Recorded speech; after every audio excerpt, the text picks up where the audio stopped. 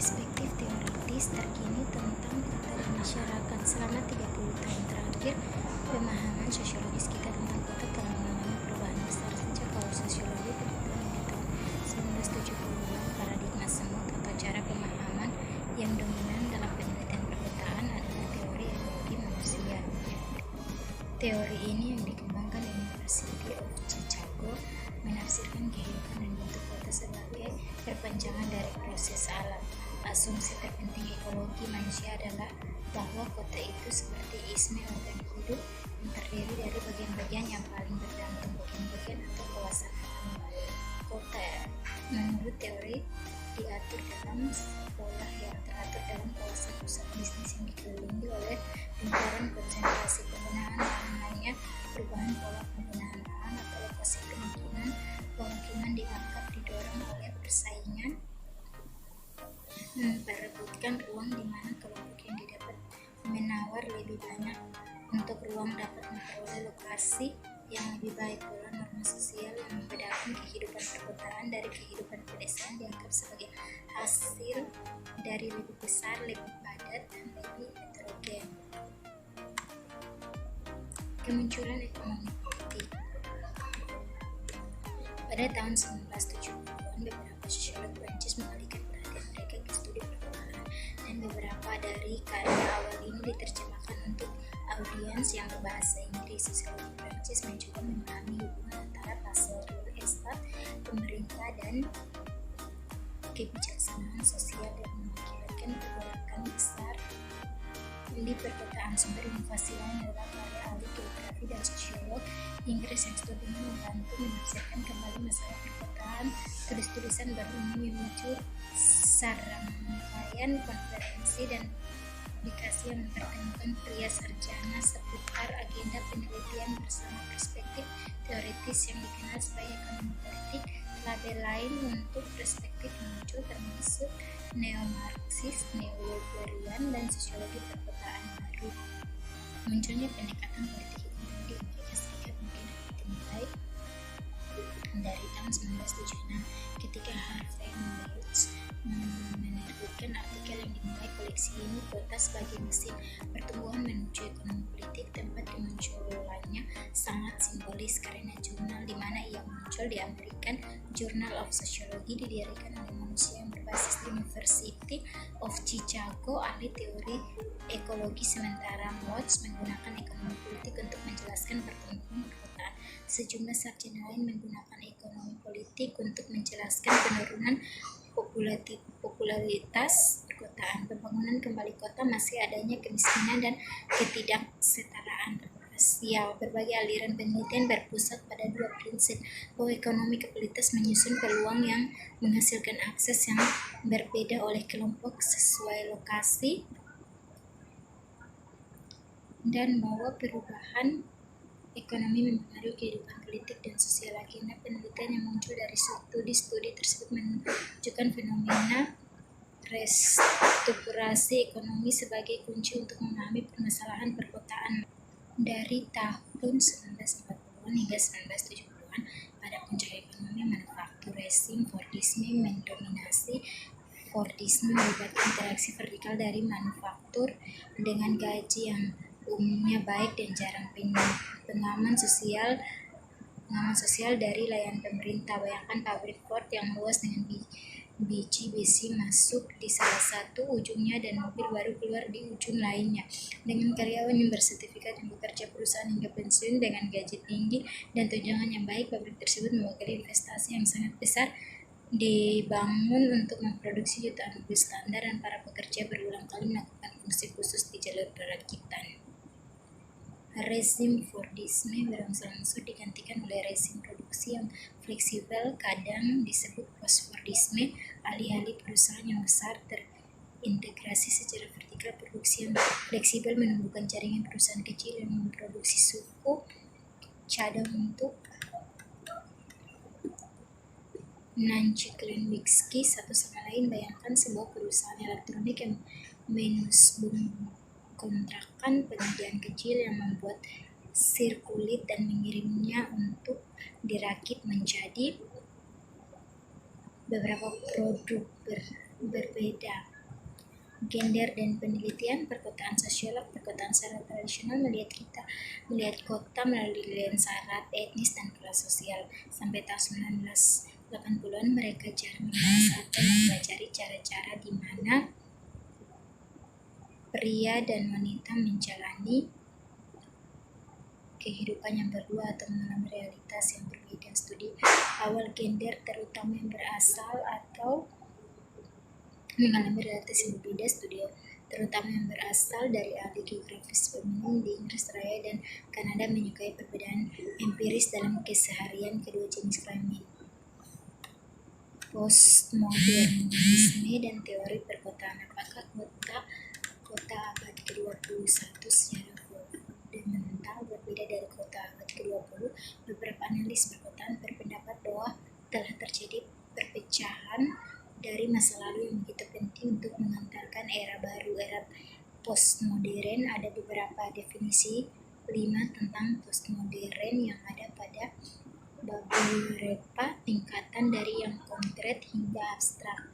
Tingkat pertama adalah arsitektur. Postmodernisme adalah praktik pencampuran sejumlah gaya arsitektur yang berbeda dalam satu bangunan. Pada tahun 1980-an, gaya teknik ini sebagai dasar mengetingkan gaya modernis dari kota kaca dan bijak sederhana. Tingkat kedua adalah kota itu sendiri. Kota postmodern dianggap terdiri dari banyak pusat tanpa organisasi spesial yang jelas. Misalnya Los Angeles berlawanan dengan kota industri modern dengan distrik bisnis pusat dan pinggiran kota sekitarnya, misalnya Chicago. Tingkat ketiga adalah proses berpikir ahli teori, sementara modernis menggunakan proses berpikir linear secara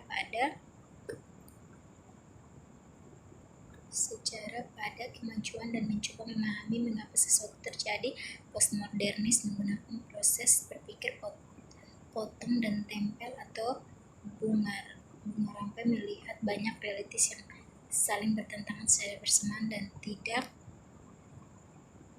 percaya bahwa penjelasan tentang realitas atau materiality memiliki makna objek yang berbeda dari makna yang diberikan kepada mereka oleh individu. Perubahan ekonomi perkotaan sejak tahun 1975, restrukturasi ekonomi ditambah dengan globalisasi yang intensif telah memberikan pengaruh yang besar pada jenis pekerjaan yang tersedia di Amerika Serikat, Inggris Raya, dan negara industri lainnya. Karena pekerjaan industri telah menurun, pekerjaan telah tumbuh di industri seperti teknologi komputer, layanan medis, layanan perusahaan, perhotelan, dan pariwisata. Pekerjaan ini cenderung bergaji sangat tinggi atau sangat rendah. Situasi pekerjaan saat ini adalah bahwa pekerjaan yang berpendidikan tinggi menemukan peluang mereka meningkat, sementara pekerjaan dengan pendidikan yang kurang dari perguruan tinggi melihat peluang untuk pekerjaan yang stabil dan bergaji baik menurun. Pilihan kebijakan publik jelaskan bahwa dalam 50 tahun terakhir urbanisasi, globalisasi, dan transformasi ekonomi memiliki dampak yang besar pada kota. Sumber bibliografi pendahuluan di atas didasarkan pada karya-karya yang dikutip. Ini yang menjadi landasan bagi isu-isu yang diangkat dalam buku ini. Daftar ini sama sekali tidak lengkap, tetapi memberikan dasar untuk membaca pilihan-pilihan dalam buku ini dan sumber daya untuk studi lebih lanjut.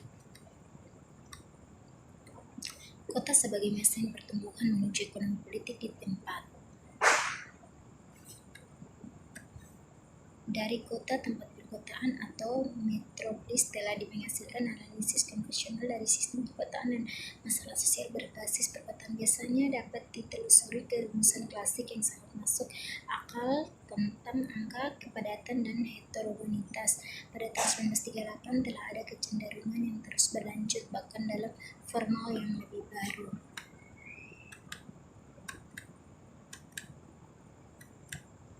Ekologi manusia peta sebagai mosaik minat. Saya telah berargumen di tempat lain.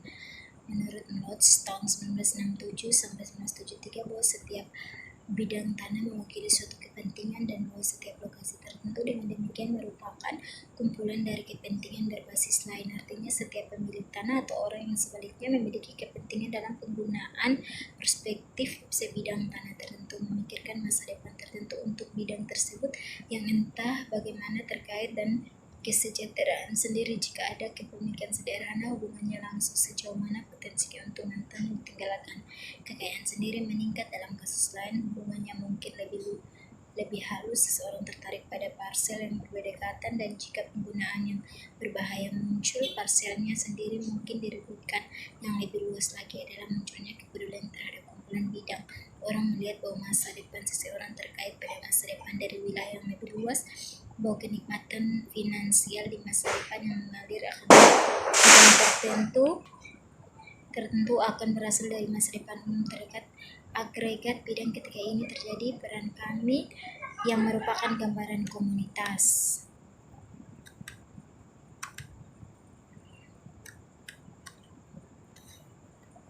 Restrukturisasi perkotaan, pandangan kritis John R. Logan dan Todd Swanstrom.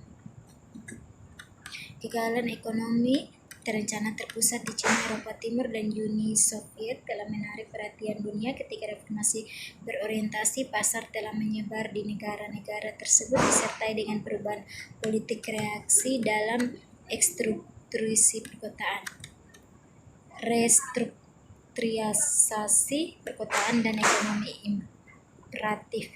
Teori restrukturisasi ekonomi relatif baru yang dimulai pada tahun 1970-an, kami tidak dapat secara adil mencirikan sudut pandang semua kontributor literatur ini, tetapi kami dapat menarik beberapa tema umum. Teori ini bertumpu pada gagasan bahwa krisis fundamental melanda ekonomi kapitalitas dunia sekitar tahun 1973.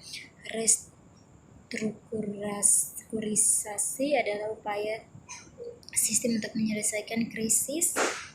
Bagian dari restrukturisasi melibatkan pergeseran lokasi geografis, produk konsumsi, dan tempat tinggal yang memiliki implikasi besar bagi kota.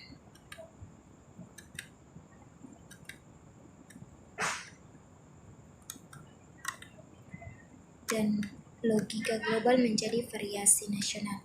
Kami tidak bermaksud mengakibatkan pengaruh hubungan ekonomi, terutama sistem produksi, dalam membentuk pembangunan perkotaan, tetapi seperti pendapat Edmond Pratteshelly pada tahun 1990, perlu untuk menghubungkan organisasi kerja dengan proses sosial dan politik yang lebih luas. Istilah modal adalah abstrak yang perlu diuraikan karena sektor modal yang berbeda berperilaku berbeda dengan berfokus pada usia industri.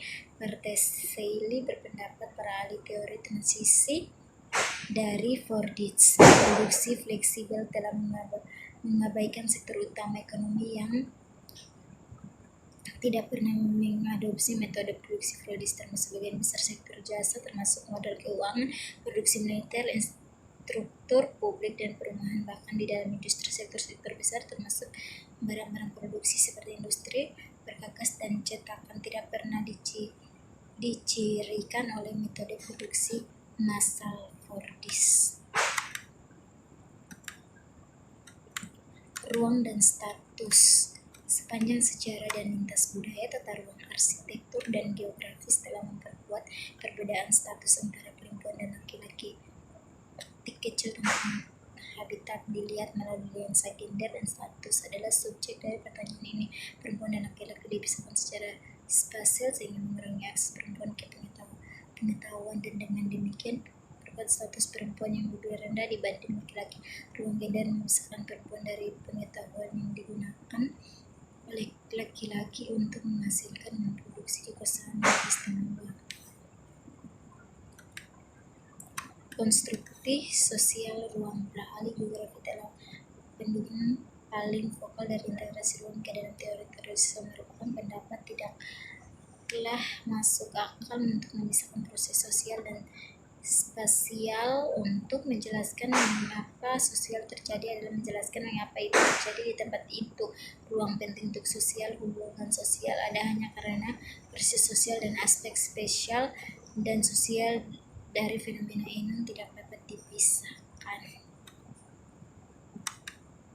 Lembaga tata ruang selama siklus hidup. Setiap orang mengalami suatu atau lebih lembaga keluarga, pendidikan, dan angkatan kerja. Jika kita ingin memahami sifat sistematik dan stratifikasi gender, maka interaksi lembaga-lembaga inilah yang harus kita perhatikan. Yang tidak kalah pentingnya adalah ruang tempat aktivitas kelembagaan terjadi. Keluarga harus dianalisis dalam konteks tempat tinggal, pendidikan dalam konteks sekolah, dan tenaga kerja dalam konteks tempat kerja. Institusi spasial ini membentuk hambatan bagi perempuan untuk memperoleh pengetahuan dengan menempatkan perempuan dan laki-laki ke ruang gender yang berbeda. Ruang masukan seperti perguruan tinggi Amerika abad ke-19 berisi pengetahuan yang bernilai usul tentang teknologi, hukum, dan kedokteran, sementara yang feminim seperti ruang berisi pengetahuan yang tidak dihargai tentang perawatan anak, termasuk memasak dan kebersihan keluarga dan tempat tinggal terpisah. Masyarakat dan industri sering memisahkan wanita dan pria di dalam tempat tinggal tersebut. Rumah parun dan kas, misalnya ruang domestik, dibagi tinggal tersebut dalam rumah dibagi menjadi kanan kiri, laki-laki atau perempuan dengan nilai yang lebih tinggi dikaitkan dengan area dan objek yang terkait dengan kanan laki-laki, dan nilai yang lebih rendah terkait kiri perempuan. Tempat tinggal orang Indian Java Amerika Selatan menunjukkan pola sama dengan pintu masuk wanita di ujung kiri kubuk persegi panjang dan pintu masuk pria di ujung kanan. Tempat tidur wanita di tempat tidur dan tempat tidur pria tidur di ujung dapur masing-masing. Pola halaman tradisional di Nigerian Hausa digunakan oleh keluarga Muslim dan non-Muslim juga membedakan ruang pria dan wanita. Rumah tangga Muslim tradisional dibagi menjadi anderun dan belakang untuk wanita dan birun di depan muka untuk pria. Pengetahuan kerahasiaan dan status perempuan berbeda. Contoh cerita yang dipisahkan secara spasial dalam sejarah Amerika ada untuk menggambarkan bagaimana misalkan perempuan dari sumber pengetahuan mempengaruhi status perempuan. Yang pertama adalah perguruan tinggi, di mana sangat sedikit wanita yang terdaftar sampai setelah Perang Dunia Kedua. Ketika pendidikan tinggi pertama kali dibuka untuk wanita, itu perguruan tinggi wanita yang dipisahkan secara spesial. Wanita tidak mendapatkan pelatihan yang diperlukan untuk karir di luar rumah sampai akhir abad ke-19. Ketika ruang dan status program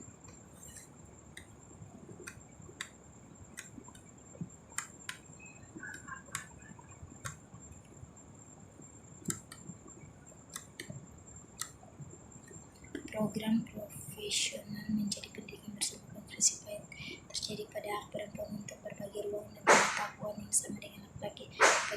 Peraturan tentang pendidikan bersama di Universitas Negeri dimulai pada tahun 1862 dan tidak berakhir selama lebih dari satu abad. Resistensi yang begitu kuat terhadap integrasi gender mencerminkan kerugian yang dirasakan oleh kelompok yang berkuasa dalam berbagai ruang dan pengetahuan dengan yang kurang berkuasa. Pria kedua, serikat pekerja ketika Greenwich pada tahun 1869 sebagai sebuah perkumpulan rahasia membuka pintunya bagi wanita. Pada tahun 1880 sekitar 10% dari anggotanya adalah wanita. Profesi wanita dalam serikat pekerja menurun setelah Greenwich baru dibubarkan pada tahun 1886, merupakan sekitar 2% dari anggota serikat pada tahun 1900. Meskipun 18% dari angkatan kerja adalah wanita pada saat itu, salah satu alasan penurunan partisipasi perempuan adalah karena perempuan sering dilakukan di salon yang tidak melibatkan perempuan.